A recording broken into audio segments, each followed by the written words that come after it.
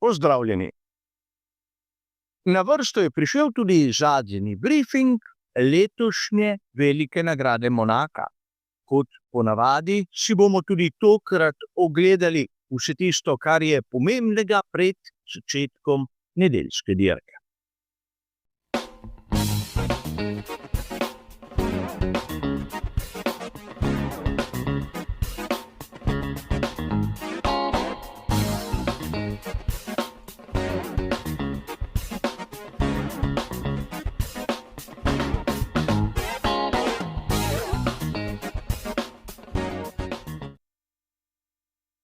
Tudi današnji zadnji briefing bo kot ponavadi razdeljen na 3 dele, kjer si bomo v prvem ogledali, kaj se je zanimivega zgodilo na kvalifikacijah. V drugem bomo skušali razumeti, kakšen ritem bodo imeli pri posamezni ekipi. In seveda v tretjem, zadnjem, bom podal moje osebno videnje glede možnih strategij.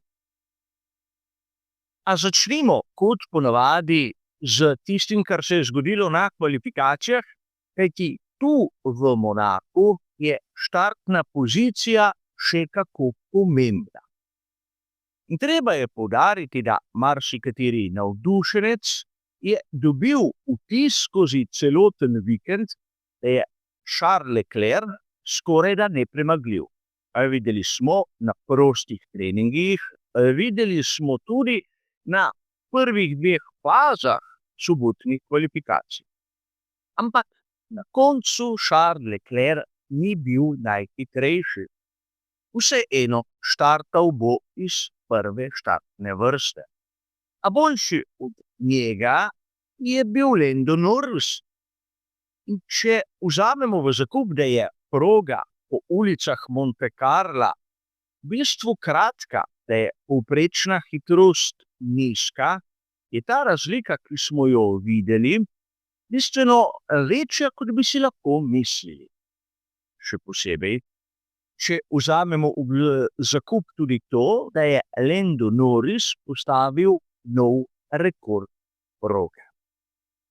Charles Leclerc je porabil svoj talent, rad bi vas spomnil, da prav v kvalifikacijah znarati nekaj več, in seveda ni mu uspelo napraviti tistega velikega meta. Ampak po drugi strani je bil boljši, na primer od Oskarja Piastrija, Maxa Verstappena in Lewisa Hamiltona, ki, bodimo iskreni, ni bil slab. Hamilton ni bil slab, ampak nič izjemnega. Videli smo seveda tudi nekaj drugih izjemnih predstav, kjer bi najprej poudaril, da smo videli fantastičnega Aleksandra Albona. Meni je žal, da so pri Williamsu ustavili razvoj njihovega bolida, kajti kaže fenomenalni potencial, pa bo žal ostal, kot izgleda, neizkoriščen. A ne smemo mimo dejstva, da smo tudi tokrat videli, kako se znajo prebiti prav v Monaku tja v ospredje nekateri, ki jih drugače ne bi pričakovali. Govorim o obeh Racing Bullsih, kjer bo treba počakati končni rezultat dirke, da bi lahko res koga pohvalili ali grajali. Ampak vseeno, oba voznika te B skupine Red Bulla sta bila dokaj blizu Maxu Verstappenu. In to je nekaj. Max seveda na štartnem razporedu bo dokaj blizu tistim najboljšim tam spredaj. A če pogledamo njegov zaostanek, je ta pošasten. Še posebej, če se zavedamo dejstva, podobno kot pri Leclercu, da smo v Monaku, da je krog krajši in seveda počasnejši.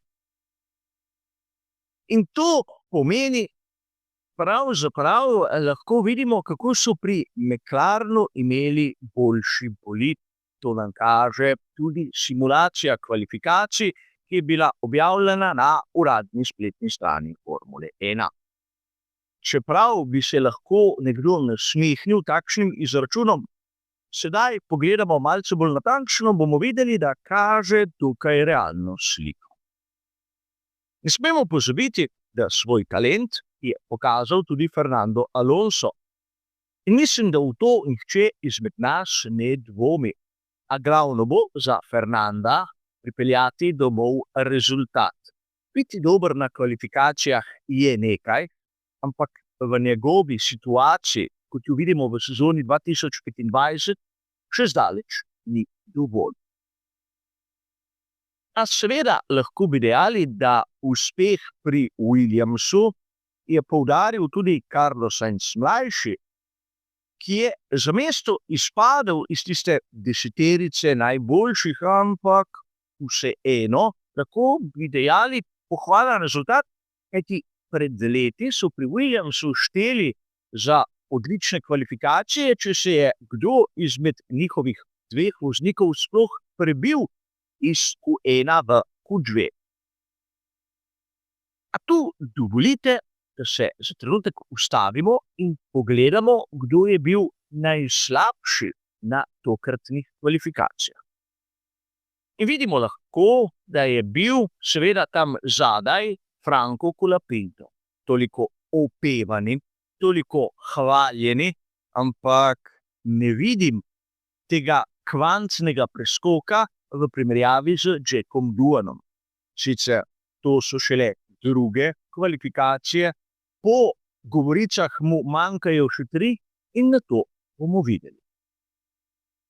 A vseeno največje razočaranje tokratnih kvalifikacij je zagotovo tovarniška ekipa Mercedes. Andrea Kimi Antonelli je napravil vozniško napako, kar je in tudi ni opravičljivo.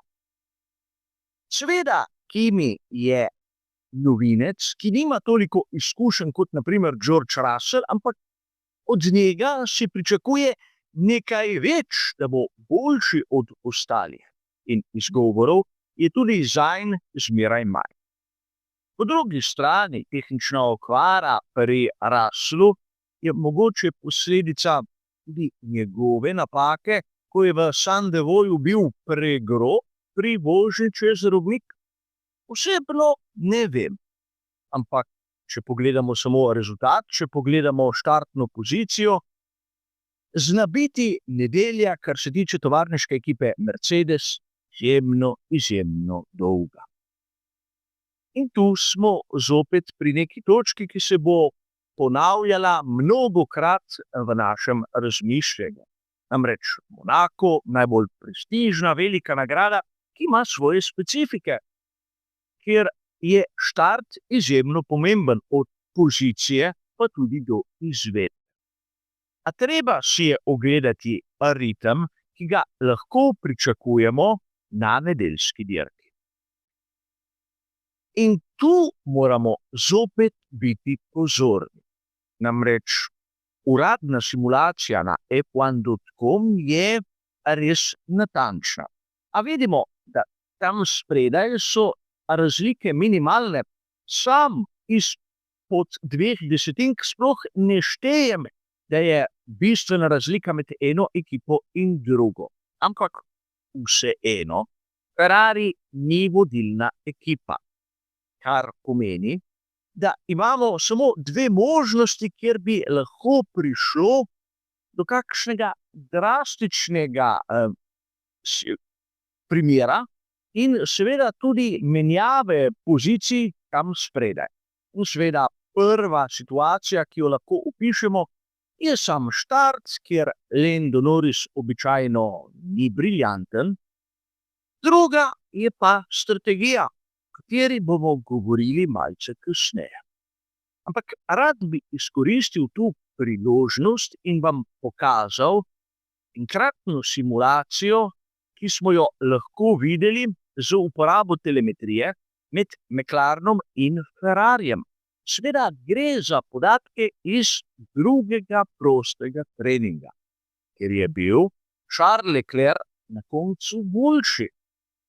Ampak če pogledamo mikrosektorje in če pogledamo tisti delta na dnu same razpredelnice, bomo takoj ugotovili naslednje.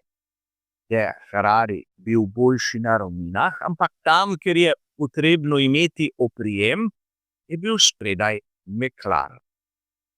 In to na dolgi rok zna biti voda na mlin angleški ekipi, ki je imela z Landom Norrisom, kot sem že povedal, tudi fantastične kvalifikacije.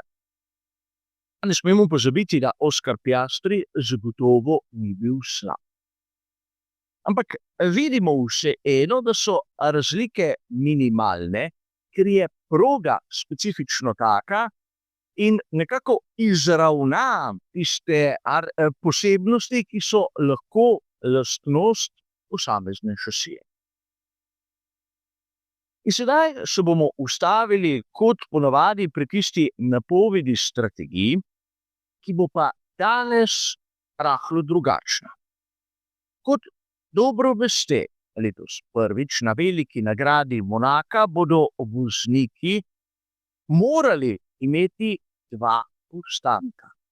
Zaradi tega, da bo dirka bolj živahna, zaradi tega, da se bo publika zabavala, zaradi tega, da se bo kaj dogajalo na progi. V uvodnem prispevku sem izbral dirko, veliko nagrado iz sezone 2003, ker je bil lep dokaz, da zunanje posredovanje običajno ne pomaga in širina, dolžina ali pa visoka masa posamezne šasije tudi nima vpliva na to, koliko prehitevanj vidimo.